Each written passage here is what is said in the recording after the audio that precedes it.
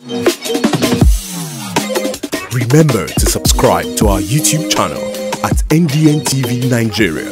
Click on the subscribe button and be the first to get notifications. Welcome back. It's Inside the Niger Delta, the authentic voice of Nigeria's oil-rich region. Prior to Nigeria's independence on October 1st, 1960, the British colonial authorities had designated the Niger Delta region a special area in need of rapid development.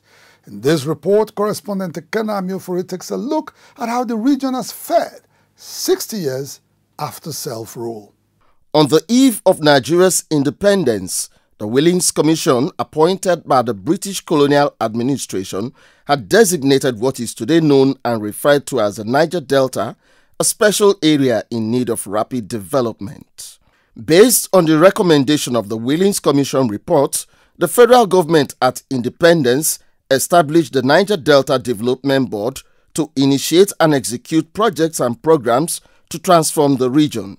Following the outbreak of the Nigerian Civil War in 1967, the first intervention agency in the Niger Delta had ceased to exist and was replaced by successive agencies that have been unable to address the concerns of largely backward communities in the region. Consequently, there's a general consensus that after 60 years of Nigeria's existence as a self-governing state, development is still a mirage in the Niger Delta. The Niger Delta have fared very badly.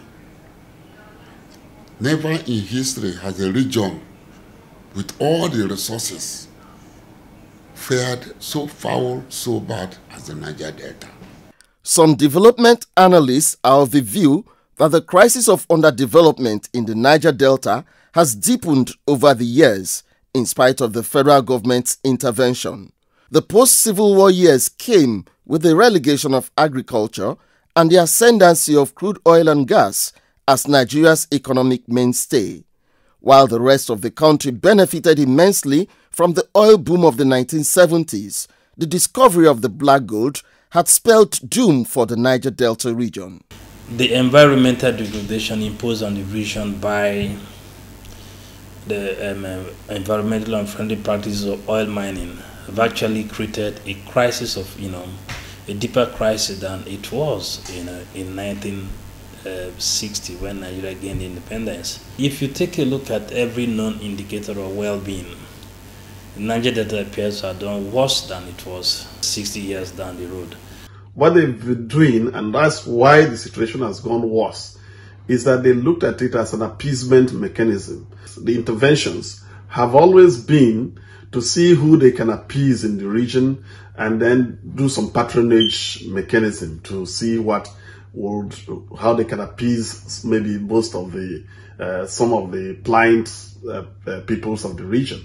The persistence of the Niger Delta question till date is blamed on the flawed nature and character of Nigeria's federalist structure that does not allow for even and rapid development amongst its federating units. Before independence and shortly after independence, when oil was not a factor in national revenue, the Niger Delta region, the other regions that were producing well, retained a substantial part of what they produced and paid taxes to the national government. All of that has changed. What we now have is a regime of revenue sharing in which the national government takes all of it and then gives a pittance to the Niger Delta region. They created OPADE, they created NDDC, they created Ministry of Niger Delta. What is the level of funding? The level of funding is very abysmal. The Niger Delta have been cheated over and over for 60 years. And this is a very bad comment. Between 1999 and 2007, members of the National Assembly from the South-South region were very active, pursuing their rights and getting them. That is why we were able to move a little up. But of recent, when membership of the National Assembly and other political appointments are based on selection by the governors, we are not able to have the best representation. So we would expect that our members in the National Assembly should be more up and doing.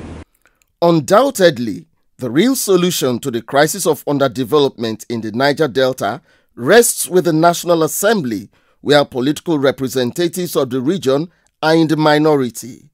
It behoves on other members of parliament, therefore, to begin to empathize with largely impoverished oil-producing communities in the Niger Delta in their struggle for an existence in the Nigerian Federation.